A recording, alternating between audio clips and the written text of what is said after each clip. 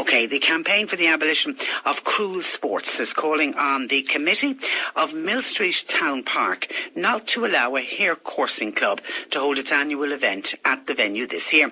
Millstreet Coursing Club is celebrating its 100th anniversary this year and plans to stage a 2-day coursing event early in the new year, January 3rd and 4th. Now, we invited somebody, a spokesperson from Millstreet Town Park Committee, to join us on the programme, but seemingly they held a meeting on Friday and unanimously decided not to put a spokesperson forward to the programme today. But I am joined by John Fitzgerald, who is with the campaign for the abolition of cruel sports. Good morning to you, John. Good morning. And you are welcome. Do you know what is the history of the coursing event at Millstreet Town Park? Have they been having it there every year for a number of years? Well, the club, as you say, they're celebrating its 100th anniversary, so they've been having it there for quite some time. I'm not quite sure how long it's been in the town park itself, but what's happened there is that now the group I represent is opposed to hare coursing, whether it takes place in Millstreet or in Donegal, Kilkenny or wherever. But in recent weeks, people have been contacting us from the town of Millstreet and district, now by phone, by email and on Facebook, and asking us to kind of highlight the fact that quite a number of people in the area oppose hare coursing and object to the staging of the event in the town park, and so we're kind of responding to that as well as to... Okay, and just to explain to people, there's a bit of an inconvenience involved in staging an event like this, an inconvenience to the townspeople. There is, and this is what I've been hearing now, and I'm just going on what I've been told, that basically, you see, the event itself will be held in this, the forthcoming event will be held in the first week of January, but for between 4 to 7 weeks, it can vary, in the run-up to the event, part of the town park becomes off limits to locals, and it becomes very difficult for them to use the park as a recreation area in the way they would at other times of the year.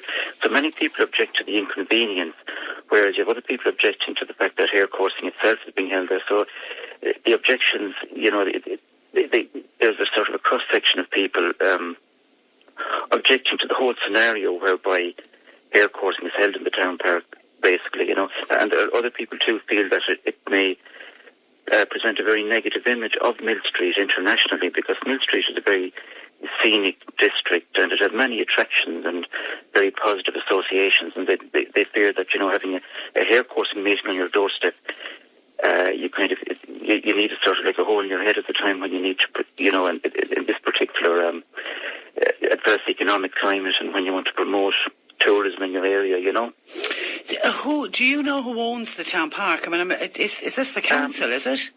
There's a bit of confusion about the thing, and actually, I find it very difficult to find out the names of any of the people who are on the committee of the town park. I wanted to contact them to say, look, there are people objecting to this, and they've contacted us, and I couldn't find any contact numbers or anything.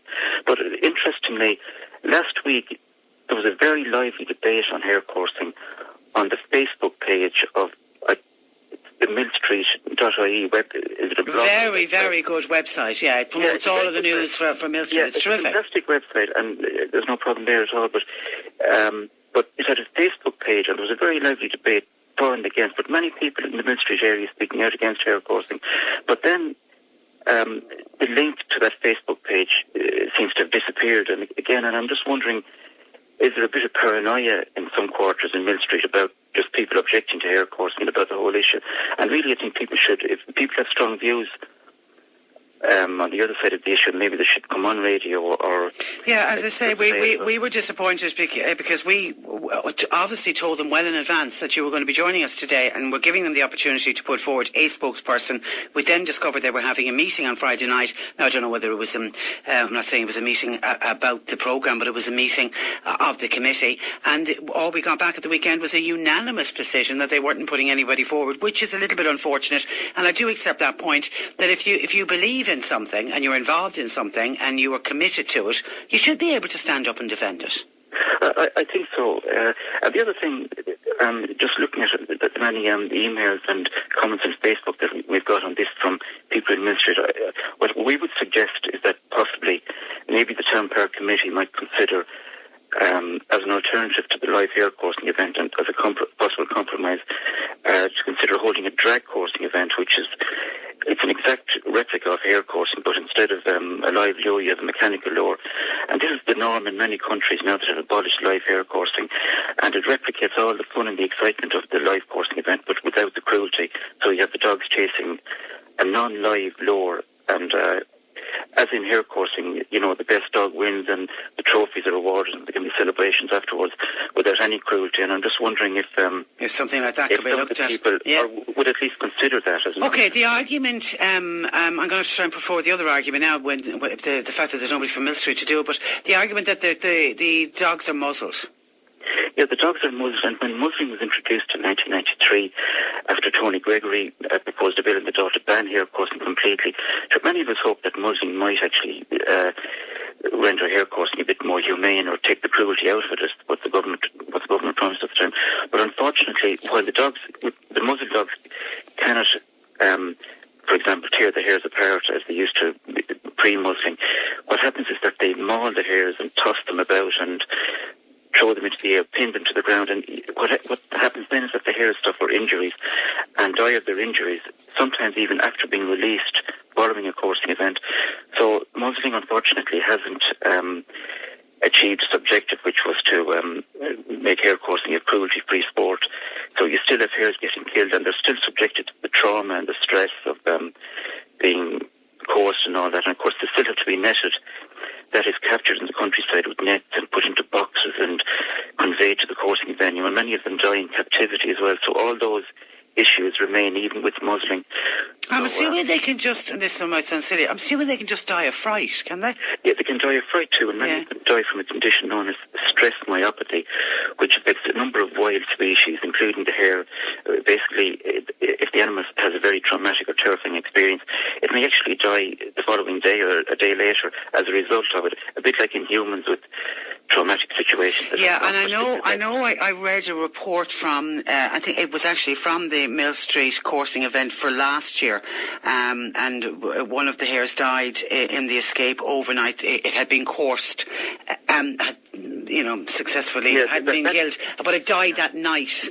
That's true, and of course, and I would say, there may have been many people in coursing itself who believe that, with muzzling, the problem would go away, and maybe that was their sincere belief, but unfortunately the evidence doesn't bear that out. And how popular is today is coursing in Ireland? Well, the surveys since 1978, professional opinion polls being held at IMS and MRBI in various polls, and they've all shown a substantial majority of people opposed to it, somewhere between 70 and 80%. Even after muzzling, there was a big majority against hare coursing. That's according to the surveys. But of course, that has never been borne out in anything, for example, like a referendum, which we don't have in Ireland unless it's to amend the Constitution. But there appears to be quite a number of people. The fact that people in Millstreet itself, which has a coursing event, would speak out on Facebook against it in big numbers is significant, Yeah, you see, I can't understand how anyone can get enjoyment out of watching animals chase other animals. It defies logic for me. I just can't. I always try and see it from the other person's point of view, and it's something. Even when I find it difficult when I'm watching those nature programs when animals are in the wild and they're catching each other in order to survive, and it is the survival of the fittest. But I just can't understand how anybody that when you link the word sport to watching two greyhounds chase a hare around a field. Where's the sport in that? Yeah, I suppose the coursing people would say, I don't want to be put in their head. I know. They would say that, they released the two greyhounds, and the first greyhound to turn the hare wins and all that, and they would say, it's a contest between the greyhounds and the hare is incidental, but you see, that's the whole problem. The hare may be incidental, but it still suffers, and basically they don't see the hare, they just see the greyhounds performing. The hare is like a pawn on a chessboard, it's just there to be used. Yeah, but you've shown you can do that by drag, exactly. by drag. Yeah, and not only that, but there's a sophisticated form of drag coursing now, because it's been developed quite a lot over the years, where you can actually replicate the turning of the hare as well. So really there's no excuse at all for the thing, and that's the case we would be making. And again, we would suggest to those people in Millstreet, they can actually have it both ways.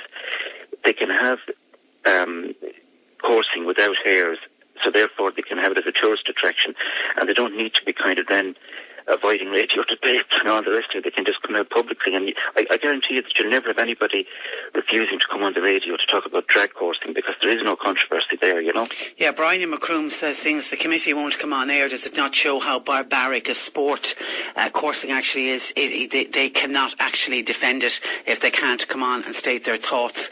I think those who are against it need to go to their local politicians and get legislation changed in this country to ban hare coursing. We don't know the committee of Millstreet Town Park. I wonder, are any of them involved with the local coursing club? I wonder, will we try and put a call through? Do you know that? Yeah, I think they are actually, but I'm not sure which ones. I know that they are. Okay, Sean in Bandon says, being a farmer, I see, this is hares, I see these timid, beautiful creatures on my land daily. However, they're not as common as they were many years ago. No doubt farming has intensified and put pressure on the hare's habitat, but coursing must be banned. People of Millstreet need to stop this barbaric activity. Would they ever leave nature alone? And that's from Sean in Bandon. Okay, as I say, we did our best. We tried to ask them to come on, but they've declined our invitation. But we'll leave the phone lines open and the text message service and the email if people want to contact us. In the meantime, John, thank you for taking time out to join us. Okay, good morning to you. That is John Fitzgerald with the campaign for the abolition of cruel sports. 1850 333 103.